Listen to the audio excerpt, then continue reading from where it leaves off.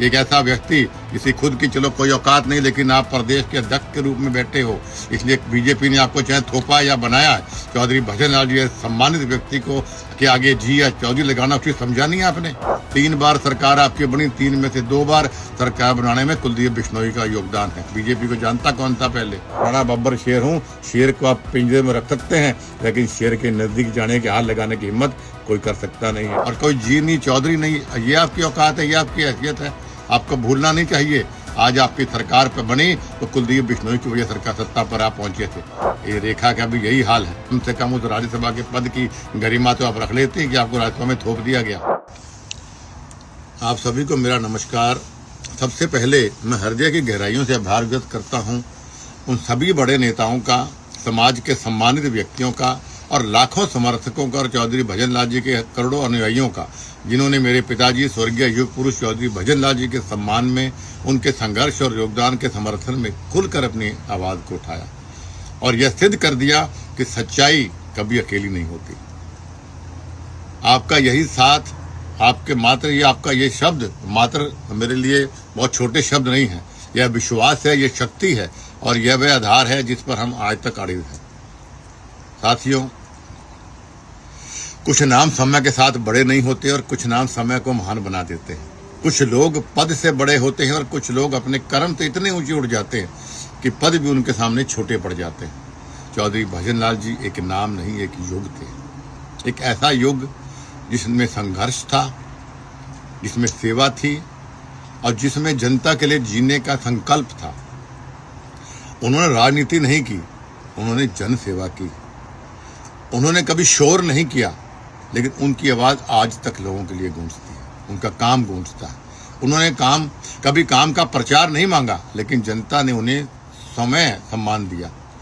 कुछ लोग इतिहास पढ़ते हैं, कुछ लोग इतिहास रचते हैं, वो उन्हीं में से थे। उन पर प्रश्न नहीं उठते, ऐसे महान नेताओं से उदाहरण दिए जाते हैं।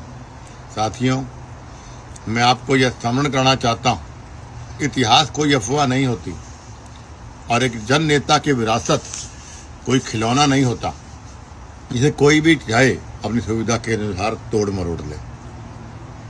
मेरे पिताजी ने अपना संपूर्ण जीवन जनता की सेवा में समर्पित किया। उनका हर कदम दर्ज है, उनका हर निर्णय जनता के हृदयों के अंदर विराजमान है। कहते हैं कि सूरज पर धूल फेंकने सूरज कभी रोशनी कम नहीं करता, बल्कि धूल फेंकने वाले की आंखें अंधी हो जाती हैं। और आज उस महान नाम पर प्रश्न चिन्ह खड़ा करने का प्रयास हो रहा है। मैं स्पष्ट और निर्भीक होकर कहना चाहता हूं कि रेखा जी, आपका वक्तव्य मात्र एक भूल नहीं, यह आपकी सोच की दुर्बलता का परिचारक है। इतिहास गवाह है कि आपने केवल शब्द नहीं बोले, अपनी वैचारिक दरिद्रता और अपरिपक्वता का प्रदर्शन किया है। जिस नाम को मिटाने की आप कोशिश कर रही हैं, उस नाम ने प्रदेश की तकदीर और तस्वीर लिखी। आप जैसी नौसिखिया राजनीतिज्ञों को शायद यह नहीं पता कि इतिहास पढ़ना आसान है, लेकिन इतिहास रचने के लिए खून पसीना एक करना पड़ता है। चौधरी भजन लाल जी एक व्यक्ति नहीं, एक संस्था थे। उन्होंने सत्ता की कुर्सी नहीं, लेकिन लोगों के दिलों पर राज किया है। जब आप उन पर सवाल उठाती हैं तो आप केवल एक बेटे को नहीं, बल्कि उस हर गरीब, किसान और मजदूर को चुनौती देती हैं जिसकी आवाज मेरे पिताजी थे।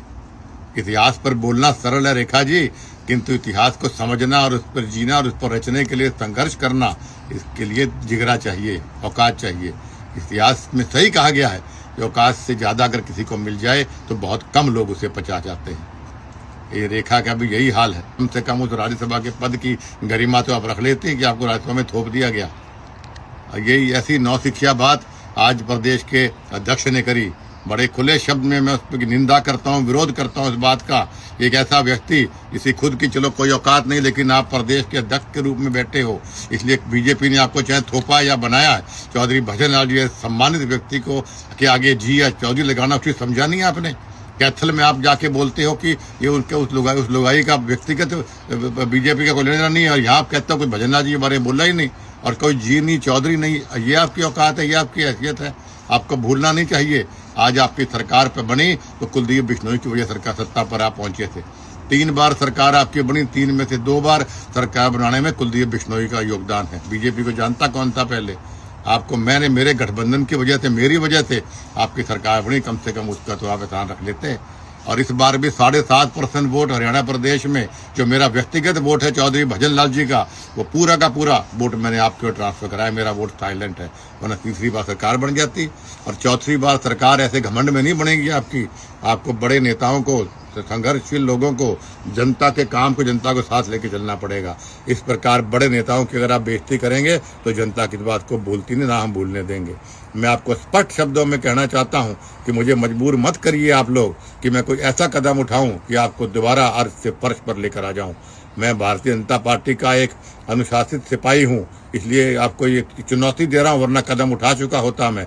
लेकिन आपको चुनौती दे रहा हूं और आपको अवगत करवा रहा हूं कि तुरंत प्रभाव से आप उस रेखा से माफी मंगवाइए और मोहन लाल बड़ोली जी को बोलिए कि चौधरी भजन लाल जी का नाम सम्मान से ले और जो सही है वो सही बात करे। तुरंत प्रभाव से या तो वो रेखा माफी मांगे और या चौधरी भजन लाल या इसको आप नोटिस जारी करिए, वरना ये मामला यहाँ तक सीमित नहीं रहेगा।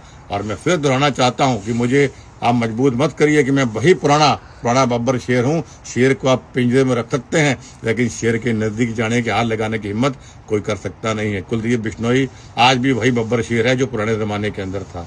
एक बार पुनः मैं तमाम मेरे साथियों का और तमाम उन वरिष्ठ नेताओं का हाथ जोड़ के मैं आभार व्यक्त करता हूं जिन्होंने आज भी चौधरी भजन लाल जी का सम्मान अपने शब्दों के रूप में किया, चाहे वो मुझे टेलीफोन करके किया हो या आपने सोशल मीडिया पर लिखकर किया हो। मैं दिल की गहराइयों से सभी का सम्मान करता हूं। आपका बहुत बहुत धन्यवाद। नमस्कार।